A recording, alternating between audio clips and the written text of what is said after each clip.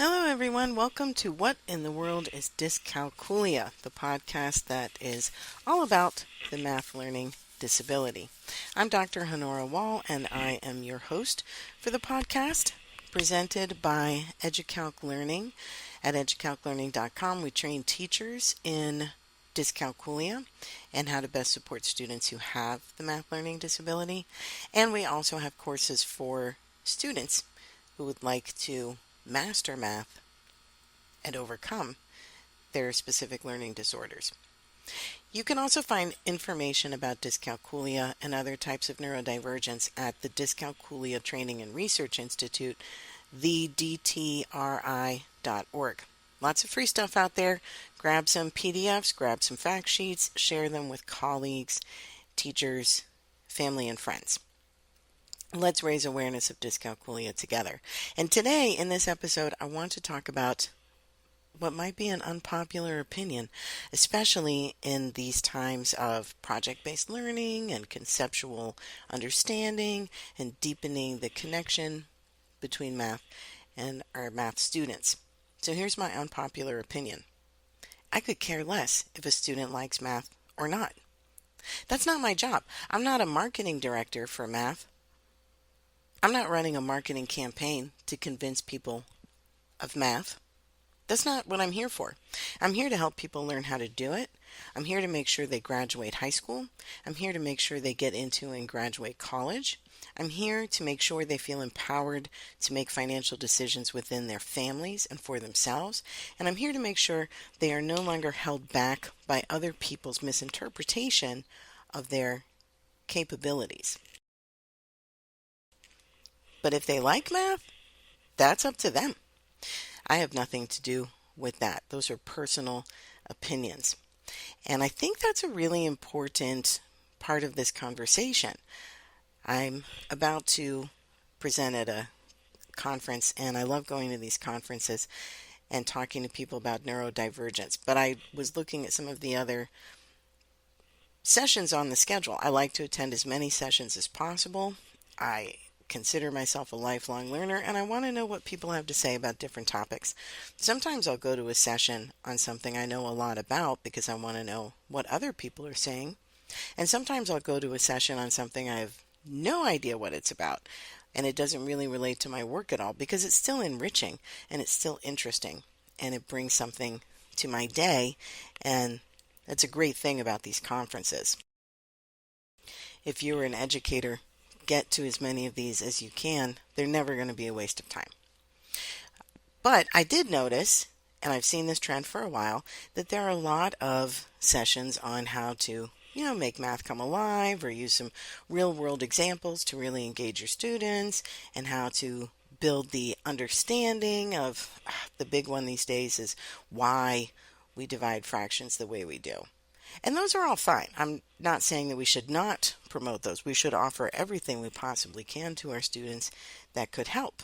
Our job is to present options and to teach people how to do it. But personally, I just want them to know how to do it and let them open future doors for themselves. They don't have to enjoy math in order to be successful at it. And they don't have to like math in order to be, what would we call them? A math student? A mathematician? Maybe they really like pattern recognition and prediction. Maybe they really like visual spatial issues. Maybe they really like the way math intersects with music or art or nature. Or maybe they just really like crunching numbers. All of those are perfectly acceptable.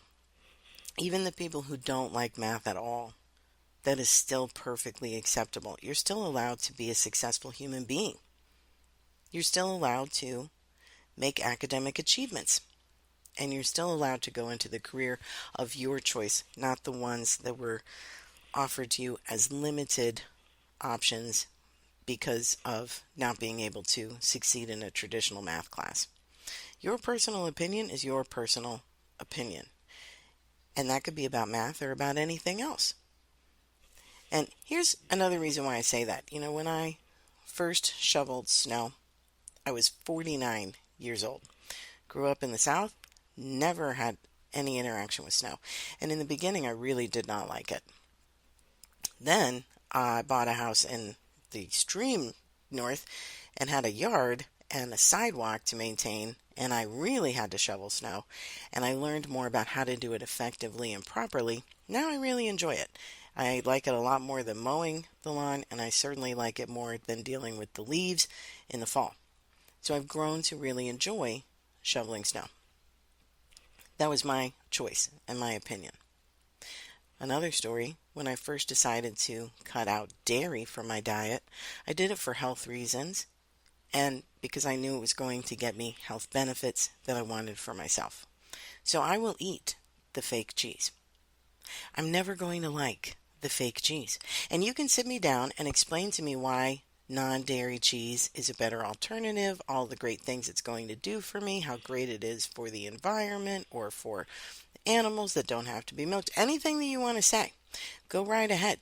I'm not going to like fake cheese. I will politely listen because I like to be a respectful person.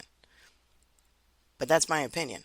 And I'm going to save my cheat days for my trips to Wisconsin, and I'm going to go big or go home with the real cheese. I'll keep the non-dairy cheese, but I'm not going to like it. And that's okay. I'm allowed to be a healthy person whether or not I really enjoy fake cheese. I'm allowed to be a good homeowner and a good member of my community, whether or not I like maintaining my yard or the different aspects of maintaining my yard. I really feel this is the same thing with math.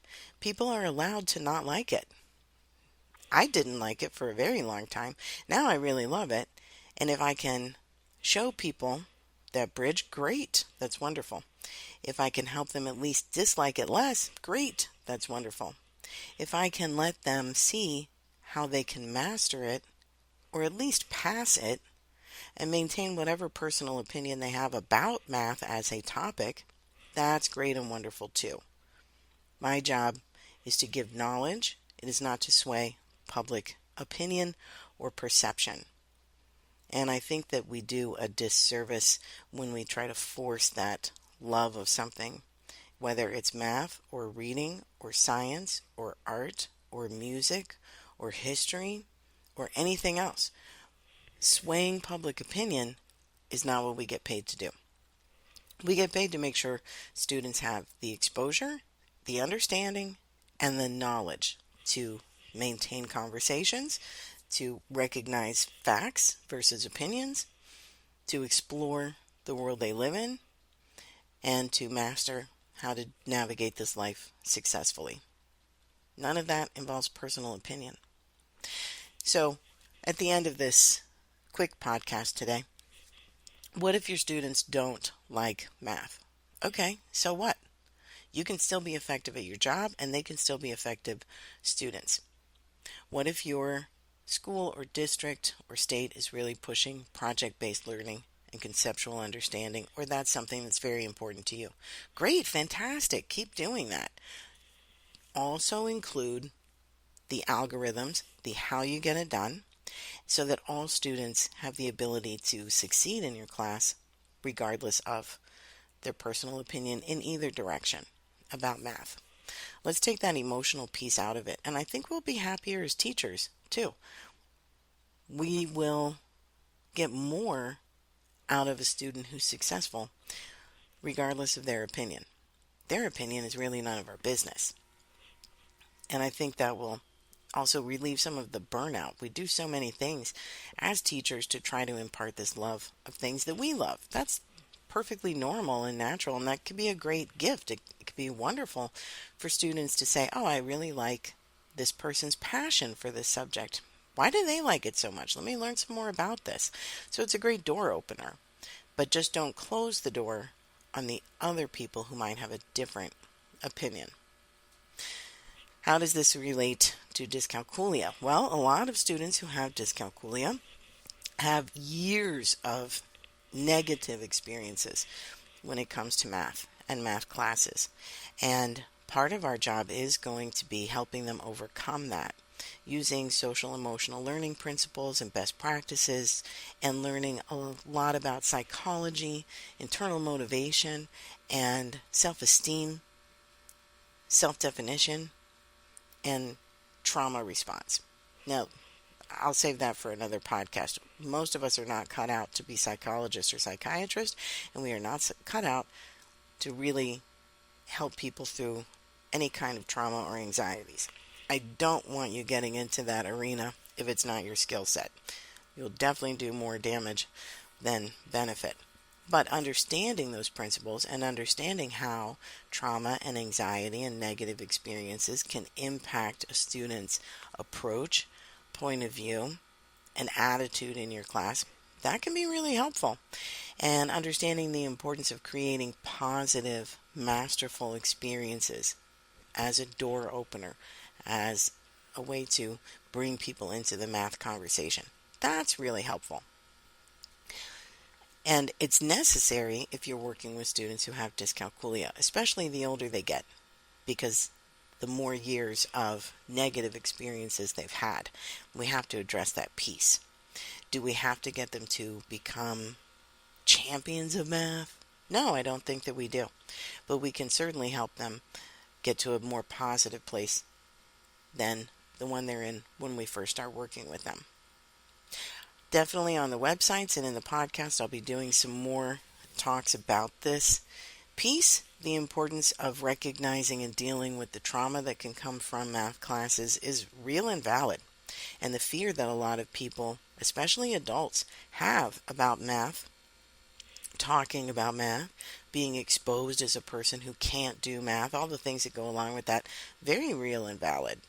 And if we're going to help people get past those things and feel confident about their math abilities, we can't ignore it. We're going to have to address it. So we'll have more information about those topics coming soon. If you have questions or comments about anything that we're talking about in the podcast, I would love to hear them. You can reach me at Honora, Honora, at educalclearning.com or Honora at thedtri.org. I look forward to having more conversations with you about the math learning disability. Thank you for listening to What in the World is Dyscalculia, and we'll talk again soon.